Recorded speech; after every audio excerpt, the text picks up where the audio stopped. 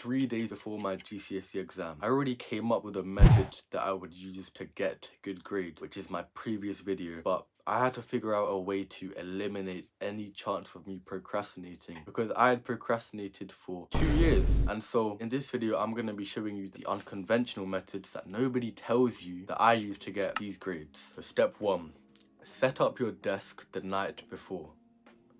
Before you go to sleep, I want you to go onto your iPad or your computer and open the website that you want to revise on. Open the past paper that you want to do the next day. And also get lined pieces of paper, get a water bottle. I want you to replicate the exact environment that you are going to be studying in the next morning. This is so that you want to reduce as much friction as possible between the time you wake up and the time you actually start studying. That brings me on to my next step of doing your deep work task as the first thing in the morning. 80% of your results come from 20% of your actions. In this case, 80% of my grade came from just doing past papers. No flashcards, no mind maps. And I know many of you guys are gonna be like, nah, that's fine, I can revise in the evening.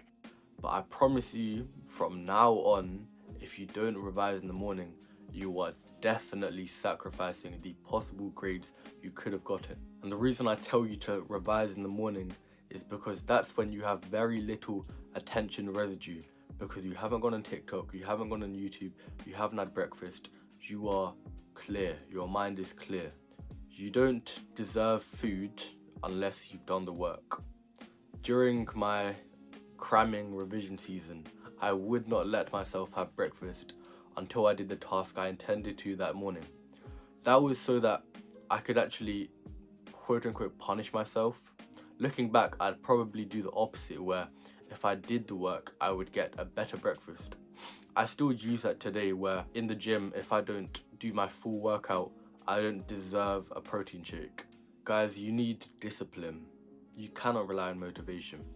There's this one video I'm gonna link down below, or it might be in the top corner, that you guys need to listen to and you need to make notes on. You can't trust the same brain that tells you to eat fast food, that tells you to go on TikTok. That same brain is telling you to not revise. So clearly you can't trust your brain. So you just need to learn how to ignore your brain and do what your future self wants to do. Next, I think, is one of my most important steps, is to replicate the environment that you're going to be doing the test in. You see, what I did that I don't think many of my peers did was, I used to sometimes revise on a single desk like the exam hall, using a pen and paper like the exam hall, doing a past paper like the exam. And the very niche things is that I used to listen to pens scribbling on paper because that's the sounds I'd be hearing during my exam. And sometimes I used to even wear a blazer, replicating my school uniform whilst revising. I wouldn't know how much worse I would have done if I didn't do these methods. So if you really want to be on the safe side, I would recommend trying it out. My most important point, you need sleep. And I know a lot of you guys will be like, oh no, it's calm, my sleep schedule's not bad. But if you want to do the work in the morning, you have to wake up an hour earlier. And to do that, you have to sleep an hour earlier. You see, when you revise, you're painting the wall. But when you sleep, that's when the paint dries. That's when the information sticks. And if you don't sleep, everything you learn is just going to come out the other end.